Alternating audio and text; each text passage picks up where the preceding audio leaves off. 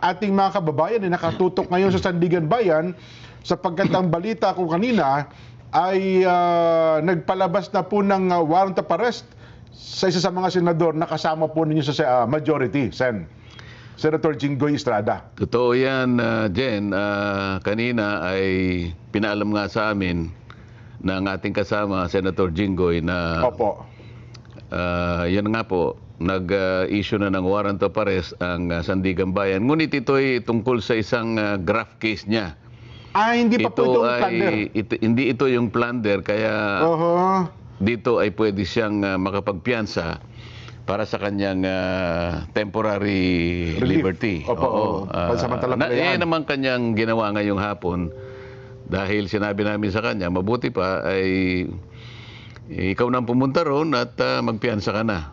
Sapagat hanggang alas 5 lang ata o alas 4 ang opisina ng ating Sandigan Bayan. So yun pala yung kalilina kasi akala namin, Sen, ang balita kanina ay plunder case. Kapag plunder kasi, Nobel recommended. So itong inilabas na warrant ay may kinalaman lang sa graft case po niya. Pinaghiwalay yata, Pinaghiwalay Jen, pala. sa mga tweet. Ito ay ibang kaso. Hindi, ibang division. Ibang division po. Iba-ibang division kasi ng Sandigan Bayan. Siguro ito isang division, pangalawa yung plunder, baka ibang division naman. Ayun. So, isa hong malinaw kaya ipinapakita natin yung video kanina sa Sandigan po yon, live mismo, available sapagkat ang naunang naglabas ng warrant ay ito hong kaso niya na may kinalaman sa graft. Sen. Pero Jen, hindi lamang yan ang gusto nating sabihin. Opo. Ang mas importante dito ay yung nagaganap sa likod ng pangyayari na yan. Bago sampahan si Senator Jinggoy ng kahit anong mga kaso, graft, plunder at kung ano-ano pa, at bago pa mag-issue ng warrant of arrest na kagaya nga ng nangyaring hapon na ito, baka hindi alam ng mga kababayan natin kung ano ang mga nangyayari sa likod bago naganap. Ang natatandaan ko dyan, Sen, ako, nung nagkaroon po ng botohan kayo sa Senado at nakuha ng grupo po ninyong majority, doon, nung bandang hapon na yon, Sen, ay doon bigla naglabasan ng mga kaso nitong na Senador Jinggoy Estrada na ang sabi niya ay maglalabas daw po ng warrant of arrest may kinalaman sa kanyang plunder case nung kayo po na ang majority. Kasama niyo po sa majority. Napansin niyo rin yata yun? Yes po. Marami na kapon hindi na lamang si Senador Jinggoy, si Senador Joel, ganun din. Opo. At ngayon mababasa mo, mukhang nasa preliminary investigation stage na yung kay Senador Cheese. Ayan, at maging ako naman, alam na ninyo, di ba? Opo. Pero pag-usapan muna natin yung kay Senador Jinggoy. Meron ho bang kaya ako sinasabi na baka hindi alam, kailangan ipaalam natin sa mamamayan kung ano ang dinanas na pressure ni Senador Jinggoy hanggang sa umabot nga siya sa ganyang kalagayan. Ganun mo ba? Kasi hindi naman nagsasalita si Senador Jinggoy. Talagang halos minuto, oras-oras, kinakausap siya na kumalas siya doon sa 13. So, may tumatawag po sa kanya, may kumakausap, personal, telepono, ganun po? Lahat ginagawa. Sabi nila, Jinggoy, napakasimple lang ng problema mo. Okay. Wala ka ng kaso basta kumalas ka lang dyan sa 13. Takpo, ay mabigat. Ngayon, sure nga yan.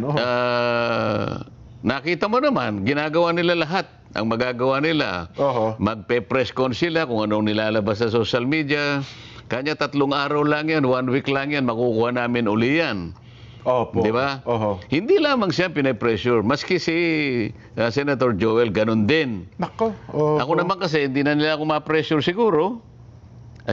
Kinasuhan nga ako, nag-imbento sila ng kasong plunder maski sa akin. So, dapat mapansin ninyo, ang lahat ng ito'y ginagawa nila para wasakin nila yung 13. Ano ang magiging dahilan dyan? Ano ang magiging resulta niyan kapag nawasak yung 13? Eh di sila na uli. Ano ngayon ang mangyayari kapag sila na uli? Tatakpan na naman nila yung flood control investigation. Nako, na Blue Ribbon Doon lang tayo napupunta rito eh. Doon lang tayo napupunta rito. So ang lunduban ng lahat ng ito, Sen, no? Usapin ng flood control kasi mukhang natatakot silang may mabulgar o mabuyangyang sa likod nitong flood control issue na ito, flood control scandal. Hindi mo pa ba nakikita? Parang doon nga po ang puntirya.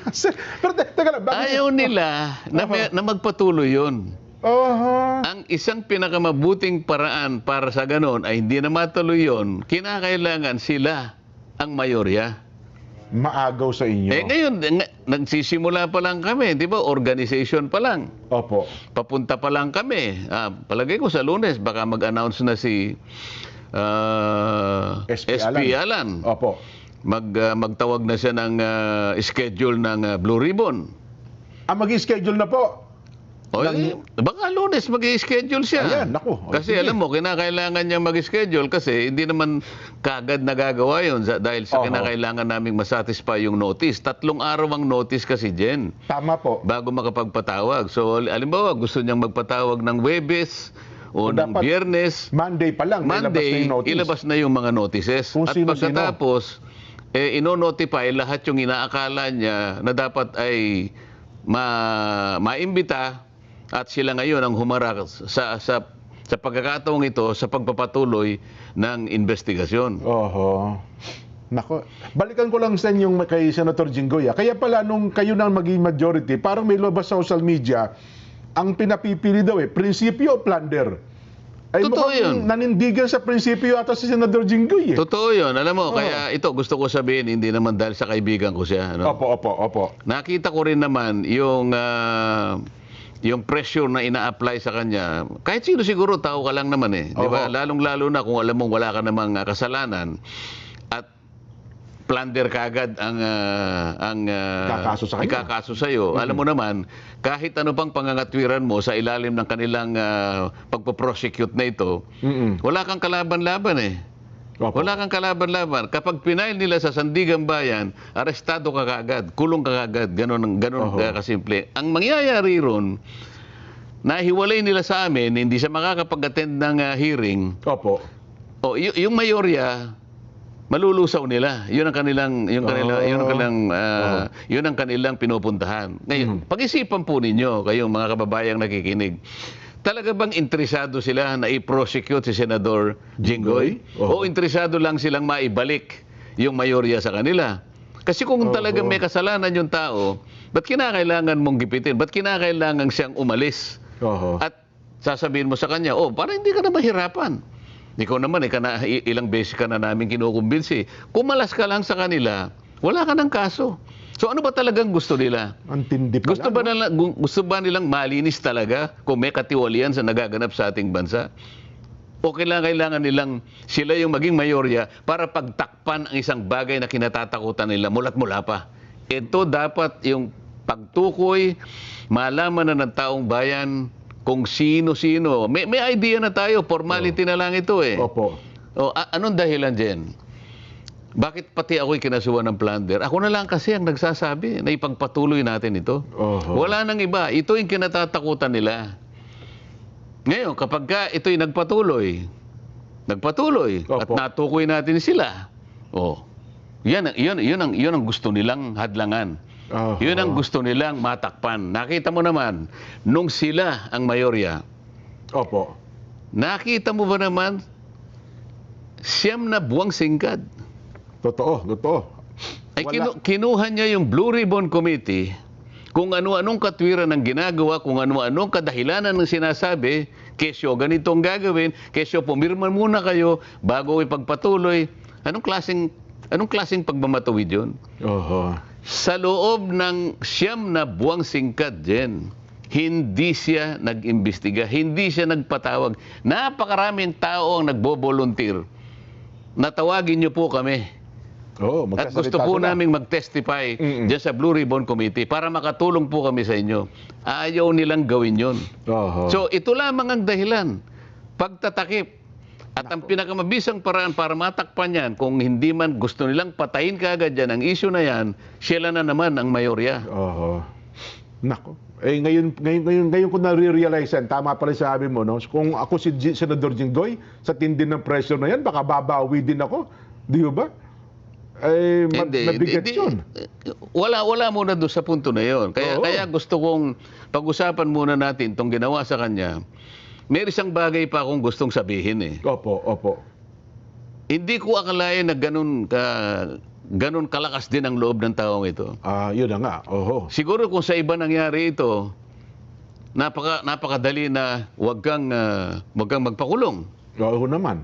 O baka sakaling bukod doon, baka may ibigay pa silang pabuya sa iyo. Kung lilipat, ganun lang naman pa. Pero dahil alam niya yung pinaglalaban namin, prinsipyo na po ito. alam niya Oo. prinsipyo yung pinaglalaban namin. Sabi Totoo. niya, nung isang araw narinig ko siya, magpapakulong po ba kayo pagka magpaparesto kayo? O, sinabi naman niyang maliwanag, if this is the price I have to pay, so be it. Yun. Oo. So kailangan po malaman ng tao na siya ay talagang nanindigan. Hindi siya kumalas sa amin. Oho. Kahit na siya'y makulong pa, hindi siya lalabas, hindi siya kakalas sa aming grupo na 13 kami. Oho.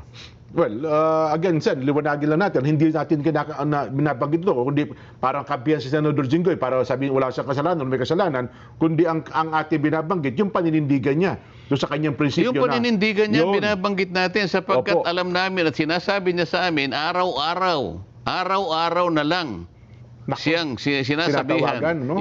Gusto mo pa bang makulong samantalang ito lang ang pakiusap namin sa'yo? Oho. Oh. Ayoko nang banggitin ang mga taong tumatawag sa kanya. Nako. Sinasabi niya sa amin, tuwing magmi-meeting kami, kani-kanina lang, nag-meeting kami uli. Opo. Bago siya pumunta ng Sandigan Bayan para magpiyansa, magkakasama kami uli. Oho. Malungkot siya, bakit hindi? Totoo naman. Oho. Tao ka lang naman eh. Oho. Oh.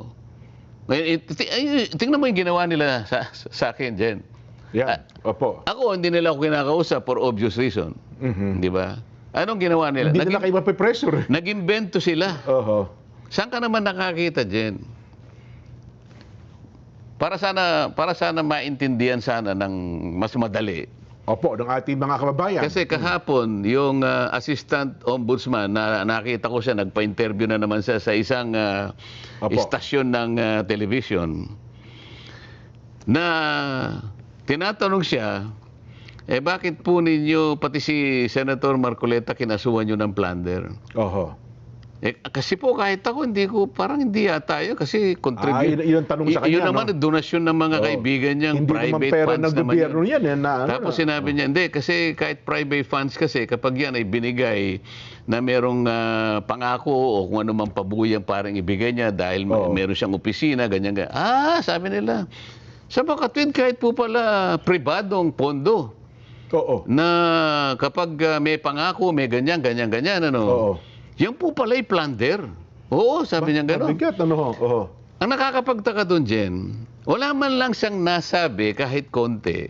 Kasi kailangan mong establish ito Siyempre po, establish mo yun. Oho. Kung walang kaugnayan yung pondo doon sa sinasabi mo, baka nag-speculate ka lang, baka inaakala mo lang, baka nangako ito ng kung ano-ano, Oho. na maaaring sa pangako na yon, Maka-influensya. merong madadamage ang gobyerno, Ayan. o madadamage ang serbisyo na para sa mga tao. Oho. Yan ang kasi pagka ganun, corruption yun eh.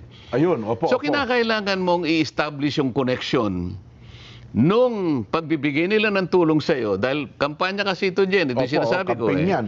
Noong mga panahon Kailangan mong i-connecta. Mhm. Pinakikinggan ko siya, wala man lang siyang masabi na koneksyon. Oho. Pagkatapos, bumalik na naman sa iba. Alam mo, kanya, ang plunder kasi, kaya mas marami yung napagtatalo kami, sabi siya. Mahirap kasi kanyang i-prosecute ang plunder. Kaya, alam mo kasi, pag plunder kasi, corruption yan, katiwalian. Oho. Talagang wala kang makitang resibo, wala kang makitang Walang paper trail. Opo. Ganyan, kasi plunder nga raw, ano? Pag ano? Kaya napakahirap corruption. talaga. Opo. Ngayon, ang sinasabi nila, siya inamin niya eh. Oho. Siya mismong nagbigay ng katibayan. O, sa palatuntunan natin ito, sa ano? Sabi niya, parang admission against interest. Tingnan mo itong mga taong ito. Siguro para sa mga kababayan nating nag-iisip. Si Senator Marcoleta, kumandidato ng 2025 election. May kaibigan siya, tumulong sa kanya. Nagkataon kasi yung mga tulong na binigay ay wala pang campaign period. Hindi basta, opo.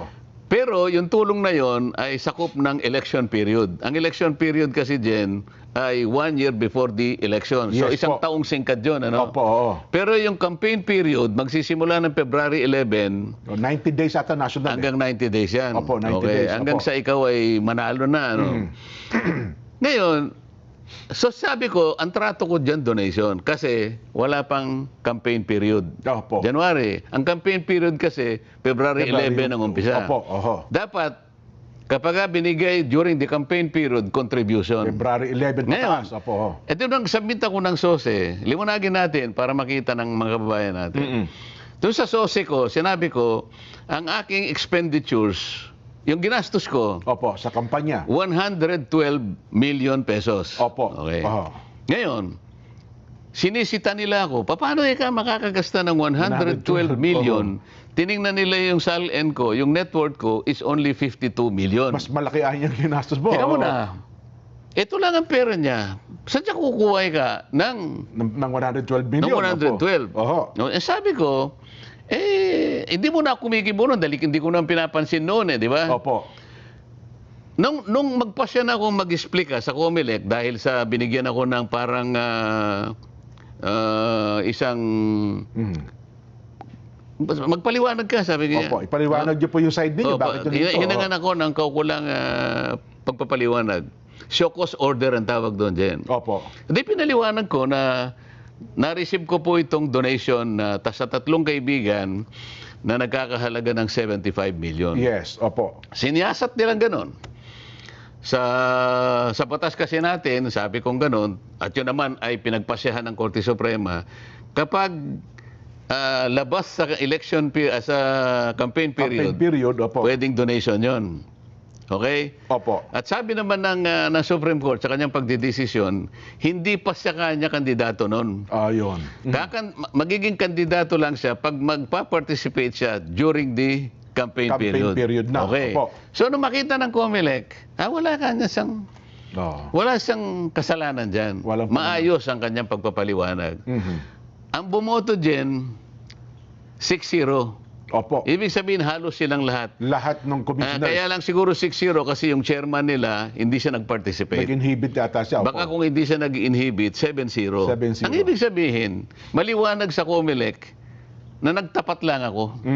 Ngayon, Naging transparent kayo, Sen. Opo. okay. So 112 million ang ginastos ko. Ito na naman ang banggit ng ng Sandigan Bayan.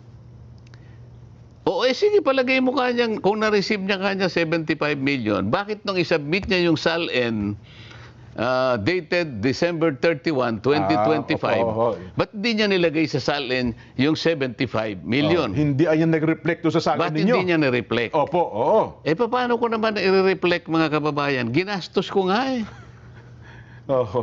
Hindi nyo naman asset yun Hindi naman kagaya ng iba. Baka yung iba nga, baka sila yung nabigyan. Aha. Pero hindi ginastos. Baka yun ang problematic. mabigyan. Tingnan mo dyan, ba't ko Opo. kinukwento to? Kapag ka pala ikaw ay nagtatapat sa ngalan ng transparency, lahat kailangan ipagtapat mo. Diba, papaplander ka pa Oho. Yung mga hindi nagtatapat, yung nagtatago ng resibo, kaya hirap na hirap ang Sandigan Bayan, yun ang pinipilit Hindi i-plunder. nagdeklara ng totoo. Oo. So kung hindi ka nagsasabi ng totoo, mapaplander ka. Pag nasasabi ka ng totoo, ipaplander ka. Ay, saan pupunta yung tao dyan?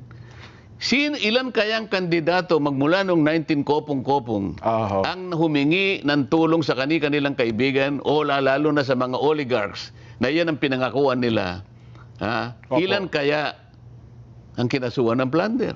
Ah. Sa contribution dyan, ngayon Oho. lang ako nakakita sa kasaysayan ng National Prosecution Service na pati yung contribution, Oho. tulong ng mga kaibigan, ikaka-plunder mo pa. Wala pa ho bang mga naunang kasong ganyan din?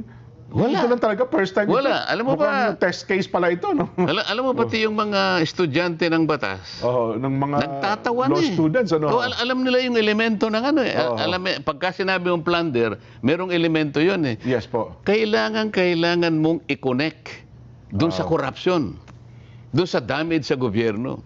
Kunyari may project, may kontratang gobyerno, palagi Oo. mong kinukonek doon eh. Oho. Merong may injure na parte ng gobyerno. Oho. Meron kang sa katiwalian na yung kumita ka, Yes. nag-kickback ka, may ill-gotten ka. Pero ng gobyerno Oo. dapat eh. O kaya para naman, ganun. kahit na hindi doon sa paraan na yon, Oho. pero pinangakuan mo na ganito, hindi, kaya tatanggalin natin si ganito. Tatanggalin mo yun, walang kasalanan yun, nagseserbisyo. Oo.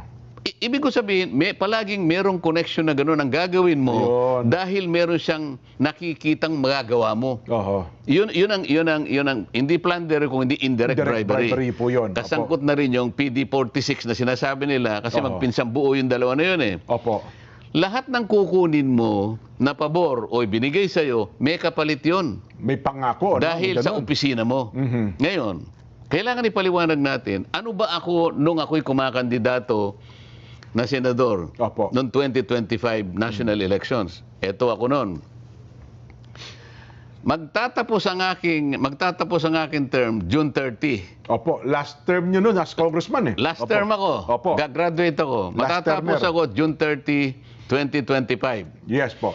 Bago ako kumandidato, Jen, nasa 19th Congress ako, bago pumasok ang January 2025, na kung saan doon nila ako binigyan ng pantulong, Oho. panggastos ko, sino si Rodante Marcoleta? Si Rodante Marcoleta ay congressman Opo. na tinanggalan ng mga Nako. ng lahat ng mga committees. Opo. Commission on appointments. Halos lahat sa ng inyo. kasama ko, kinalaban na ako. Opo. Nakita mo, papasok ako sa committee, merong maninigaw sa akin, merong magtutulak sa akin, may kukunin ng hopyang kinakain ko lahat. Hindi na raw kayo kasali doon eh. No? Hindi na, magmo-motion lang ako. Your Honor, I'm sorry, you cannot make any motion because you are no longer a member of this committee. Yes po. Kailan po ninyo ako tinanggal? Oho. Basta po kayo natanggal na. Ganon po yung kalagayan ko Yun ang noon. kalagayan ng panahon na yun. Pagkatapos, Opo. yung Commission on Appointments, Yan. Isa tinanggal pa yan. din po ako ron. Mhm. Tinanggal din po ako ron. Katapos-tapusan, pati po yung mga allowance na tinatanggap ng bawat isa sa amin, Inalis din sa inyo. entitled naman po ako dahil congressman pa po ako doon. Ang pagkakaiba lang namin, ako po'y inaway na parang hindi na po ako kasali. Yun. Ganon po ang kalagayan ni Rodante Marcoleta nung siya'y kakandidato ng 2025.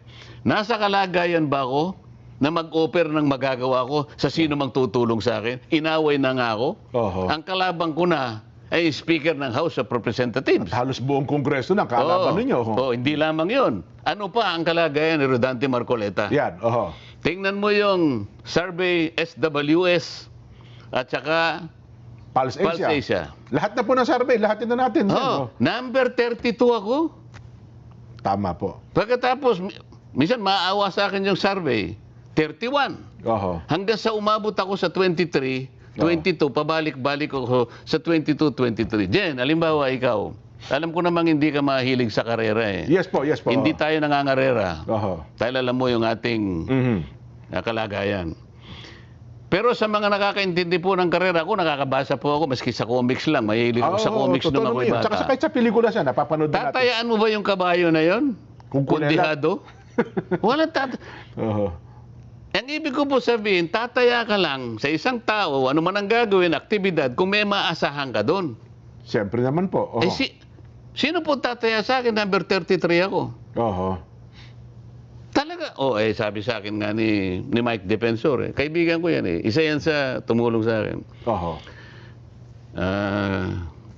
Kung Dante, sabi niya, ako naman gusto kitang manalo talaga, ba't naman hindi? Oo naman, kaibigan niyo yan eh. Kaya lang, alam mo naman ako, kanya, practical naman akong tao. Hindi naman kita kamo, bigla na lang kitang aapuyuhan na ganyan, i-encourage. Alam ko namang number 33 ka, pero tutulungan kita, huwag kang mag-alala. Ayun, oho. So, Kahit na siguro, di ba, Mike, pagka ako nanalo, i-recommenda kita sa MMDA. Huwag na, alam ko na hindi ka mananalo. Ano po ang ibig ko sabihin? Oho. Si Rodante Marcoleta, nung siya'y kumakandidato, wala po siya sa kalagayan na mangako. Oho. Baka wala pong maniwala sa akin. Kaibigan na lamang po siguro, kaya nila ako tinulungan. oho. Yun Noong mga lang panahon na yun. Yes po. Pagkatapos may plunder ako, Jen. Oho. Nililiwanag ko lang kung paano ang gagawin nila para lamang lusawin yung aming bilang para makuha nila ang mayorya. Ito yung punot dulo nito, Doon Jen. talaga uuwi Hindi ano? sila tumitigil araw-araw. Oho. Araw-araw, pati yung nangyari nung nakaraang huling araw, nang nag-walkout sila. Oho. So Ito yung kalagayan namin. Hindi lang si Jinggoy, hindi lang ako, Joel Villanueva, Chis Escudero. Yan, Pipilitin po nilang kunin yung mayorya dahil sa takot nila sa Blue Ribbon. Ito po ang kinatatakutan nila, yung Blue Ribbon Committee. Oho.